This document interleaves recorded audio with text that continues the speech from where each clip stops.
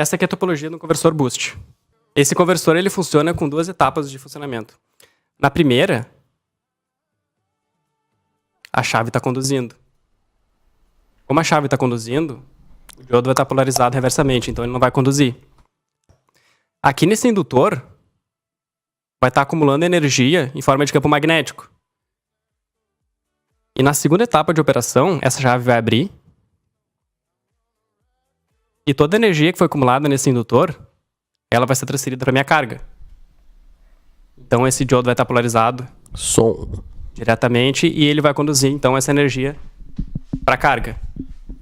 Essas são duas etapas do conversor boost.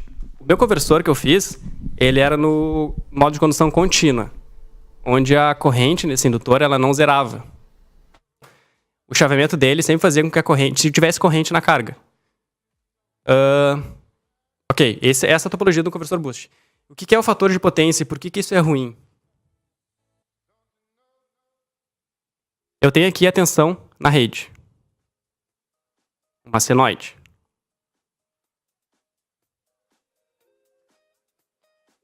Aqui eu tenho o tempo. Aqui eu tenho V e a corrente também, que eu vou desenhar agora.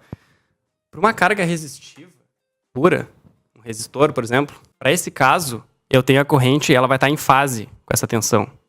Porque é a característica de uma carga resistiva.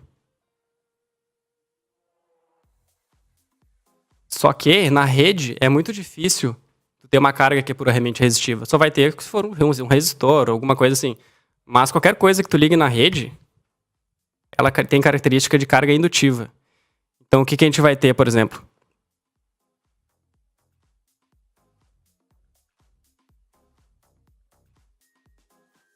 Essa segunda onda em vermelho que eu desenhei agora é a carga de alguma coisa que eu conectei na rede. Não sei, por exemplo, um motor elétrico. Aqui a gente nota que a gente tem uma defasagem.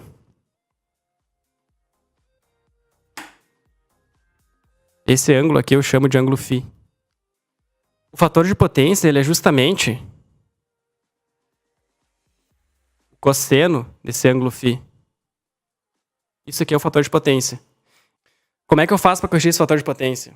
Tem uma forma básica, simples e cara, que é construir um banco de capacitores. Então, com um campo de capacitores, eu vou fazer com que eu compense esse deslocamento dessa minha corrente em relação à tensão.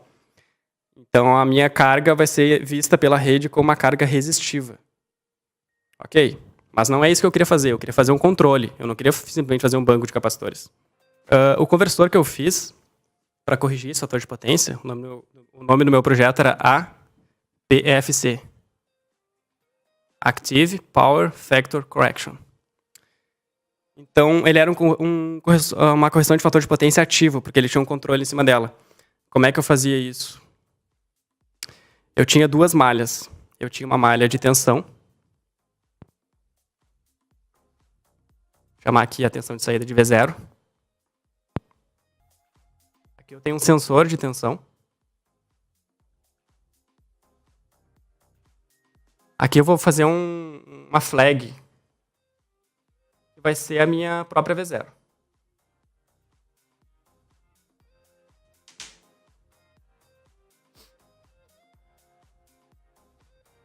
Ok.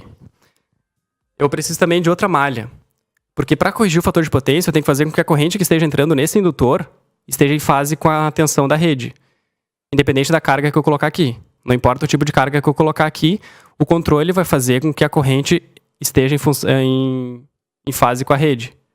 Então eu também preciso de um sensor de corrente. Depois eu mostro qual sensor de corrente que eu usei. Então aqui eu vou ter uma outra flag que vai ser...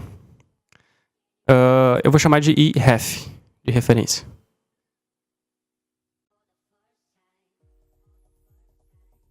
Eu tenho duas malhas de controle.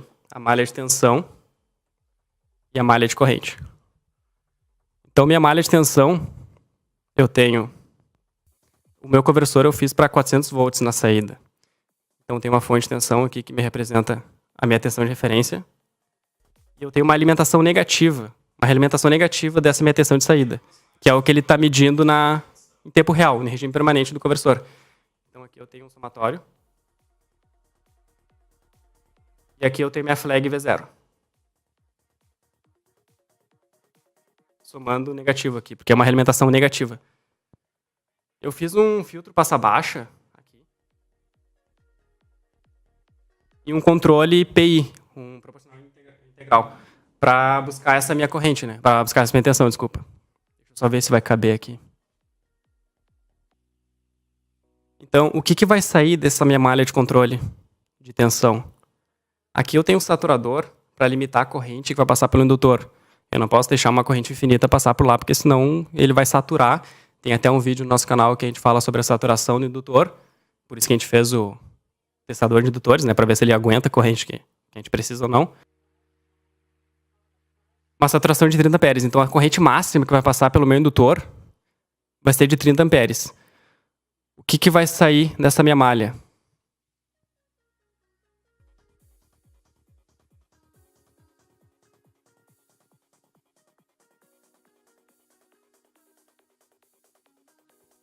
Ok.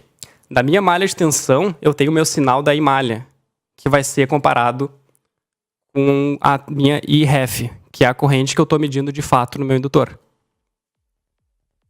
Essa aqui é minha malha de tensão.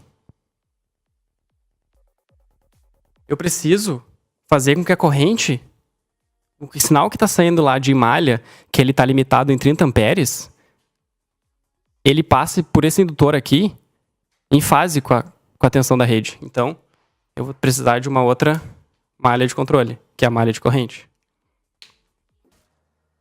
O meu Arduino, que na real ele foi o Atmega, ele formava um sinal de referência que eu chamei de VRF.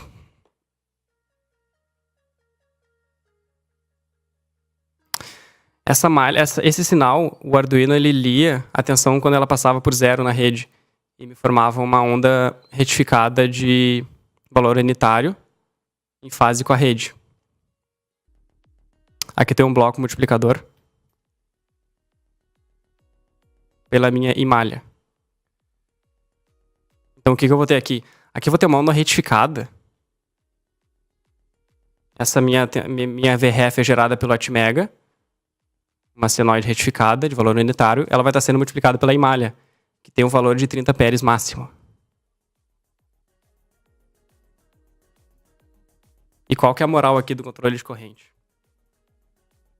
Esse meu sinal aqui, ele vai direto para um dos comparadores que eu tenho.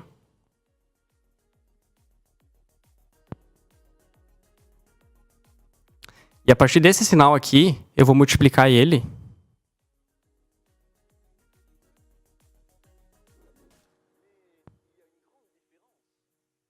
por um valor ligeiramente menor.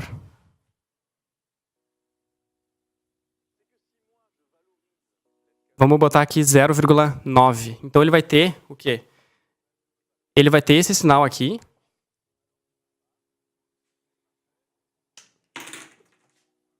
Um pouquinho menor.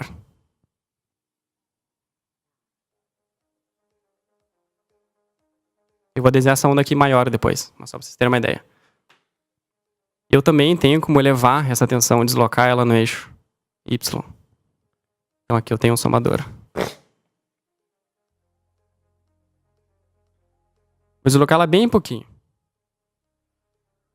Deslocá-la 0,3. Esses valores aqui eu posso mudar eles. Eu já vou dizer o que significa isso aqui. Esses valores aqui é meu sinal de esterese. Isso a gente gerou analógico ou digital? Isso era analógico, né? Isso aqui era analógico, porque era um trimpote. A gente vai ter que mostrar isso aí pro pessoal. Isso aqui na prática, isso aqui eu simulei no PSIM, né? Ele foi validado no PSIM, mas na prática, cada um desses valores aqui, dessas fontes de tensão aqui, elas são representadas por 2 trimpotes. Então eu posso tanto aumentar quanto diminuir o tamanho dessa minha onda azul, quanto deslocar ela. Eu posso deslocar ela para cima, para baixo, com essa outra fonte de tensão aqui. Aqui é um somador, aqui é um multiplicador. Isso aqui era um trimpote, isso aqui era outro trimpote. Isso aqui a gente pode ver na minha plaquinha mesmo.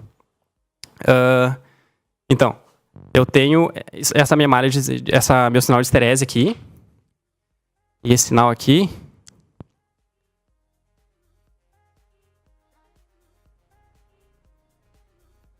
Aqui eu tenho minha malha. Aliás, desculpa, minha IREF.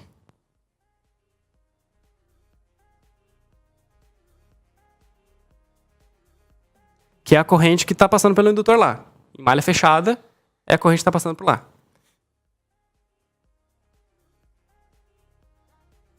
Essa minha malha vai ser medida nos dois comparadores aqui. Vai ser usada como referência nos dois comparadores. E aqui, eu tenho então, eu usei um flip-flop para fazer o chaveamento do conversor. Então, o que isso aqui significa? Tenho uma esterese que é ligeiramente menor, porque eu estou multiplicando ela por 0,9. E eu ainda dei um deslocamento no eixo Y acima, um pouquinho acima então. Eu tenho ela mais ou menos aqui assim.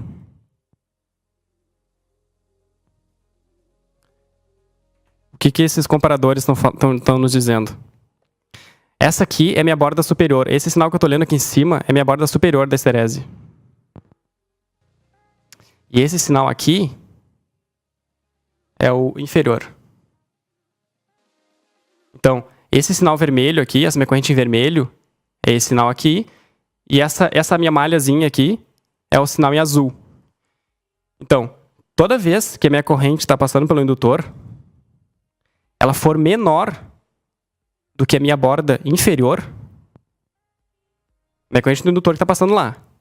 Estou medindo ela. Toda vez que ela for menor do que essa malha aqui, ou seja, que ela for menor do que a minha borda inferior de esterese, ele vai setar.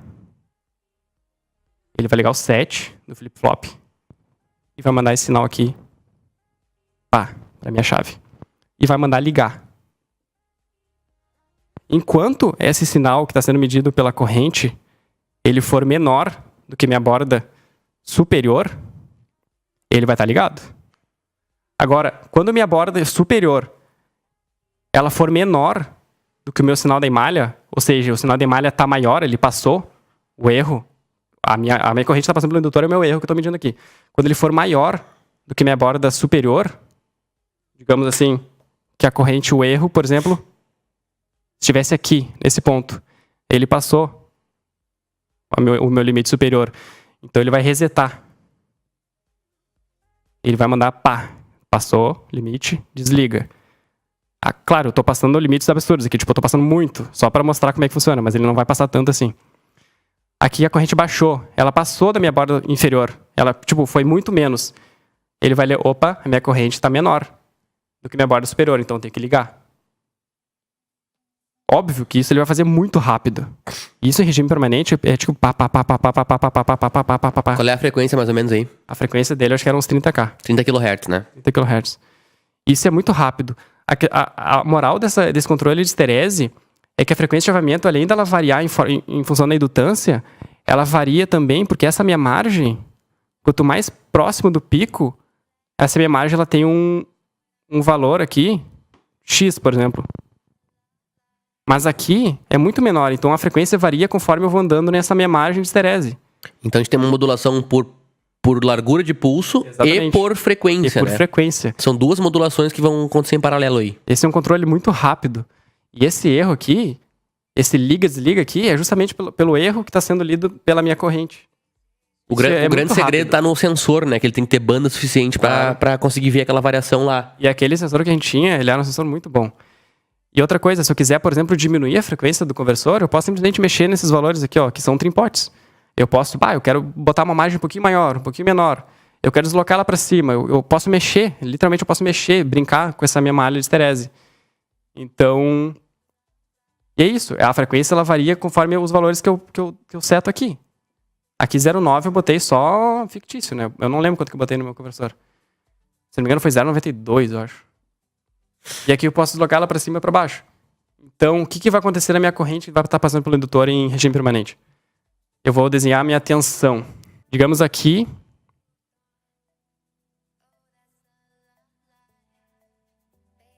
eu tenho minha tensão, o semiciclo positivo da tensão.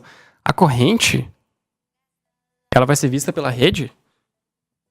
O que vai estar acontecendo na corrente do indutor é que ela vai estar aqui, ó, bem rapidinho. E isso, a média disso vai ser uma senoide. em fase com a tensão. A média desse sinal aqui, que está chaveando na corrente do indutor, ela vai estar exatamente em fase com a minha tensão na rede. Aqui no semiciclo negativo também é a mesma coisa. Então, desse jeito, dessa forma, eu valido o meu PFC. Eu faço com que a minha corrente que está passando pelo indutor seja exatamente em fase com a tensão da rede. Independente da carga que eu colocar lá. Eu posso colocar um motor, posso colocar qualquer coisa. Então, a minha corrente ela vai estar sempre em fase com a minha tensão da rede. E esse é um controle muito barato. Porque é um controle que é basicamente pelo erro. O driver que a gente usou também, ele era bem bacana. Ele tinha as alimentações isoladas para o chaveamento de GBT. O sensor de corrente, a marca dele era Honeywell, não lembro o nome dele agora. E ele era de até 100 amperes. Efeito Hall, né? Ah, sim, exatamente. Porque aqui tu tem DC, né? Sim, aí tem DC. Tu tem um retificador lá na entrada do boost, né? Ah, sim, aqui é DC. É. Eu não dizia retificador, aqui eu considerei que é Tu tem o DC pulsado ali, né? Cara, eu acho que a gente tinha que mostrar na próxima live os circuitos, cara. Sim. Porque as soluções que foram feitas em hardware ali ficaram muito legais. Ah, o circuito turismo que a gente desenhou... Isso. O diagrama e a plaquinha depois. 0.9 esterese superior, 0.1.3 abaixo. O ponto 9, na real, a minha superior é justamente a minha tensão de referência que está sendo gerada pelo Atmega, multiplicada pelo meu Imalha, que meu Imalha está limitado em 30 amperes, porque eu não quero saturar a corrente do indutor. Então a tensão que eu estou lendo nesse ponto aqui é uma senoide retificada com valor no máximo de 30 amperes. Então essa esterese toda aqui, o que ela faz a borda inferior. Ela faz a margem inferior de esterese. Então o 0,9 é para fazer um pouquinho menor, para multiplicar para um valor um pouquinho menor, e o 0,3 é para deslocar essa mesma tensão aqui, essa mesma forma de onda aqui, em azul, para cima ou para baixo. Então, esses dois trimpotes aqui, na prática, né, eles são da borda inferior da esterese. E o superior é a minha referência que está vindo aqui, do Atmega. E aquela referência ali foi gerada pelo Atmega. Atmega. E ali foi utilizado um PLL, né? Que gerava uma referência interna utilizando PWM. Foi uma solução muito bacana. Eu acho que a gente podia mostrar isso aí, cara, na próxima live. Sim. Porque essa solução aí foi muito bonita. A gente gerar a referência lá dentro, trazer pra fora, fazer o chaveamento analógico aqui, com porta lógica digital. Isso foi uma solução muito legal. E todo esse algoritmo aqui, esse aqui foi feito no Atmega, né? Sim, tudo isso. Toda essa malha de tensão. Ah, sabe um negócio legal que tu tem que mostrar? O quê? O sensor de tensão, cara. Ah, pior. Ópto isolado. A gente fez também ele era um ópto isolado, então era uma função linear, justamente por causa da questão do LED, que não é a tensão que está saindo do LED, justamente pelas funções intrínsecas do LED, não era linear. Então, eu coloquei valor, ele ia de 0 a 400, né? Então, de 50 a 50 volts, se não me engano, ou de 25 a 25, eu fui medindo quanto que tenho na saída do conversor em função da tensão que eu estou lendo nele. Então, nisso eu fui fazendo os valores. Tipo, 50 volts era 5 volts no Arduino, na entrada AD do Arduino. 100 volts era 4,5. Aí assim foi fazendo. 150 volts era 4,1. Então, isso me dava uma função que não era linear, não era uma reta. Era uma curva, assim, mais ou menos.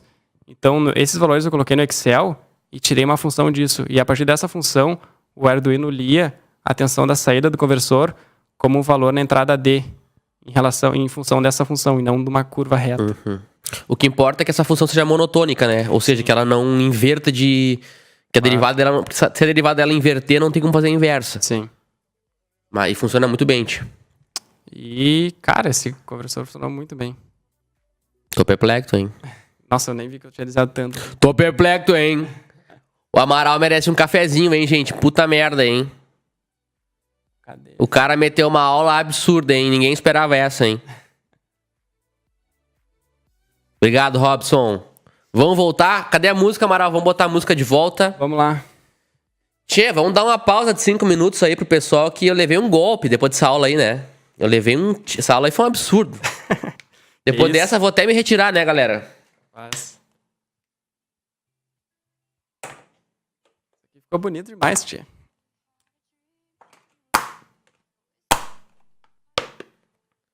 Depois a gente vai bater uma foto e publicar isso aí, galera. Vamos. Vamos botar a música de volta e vamos dar uma pausazinha aí de 2 minutos e logo mais voltamos com mais conteúdo aí, galera.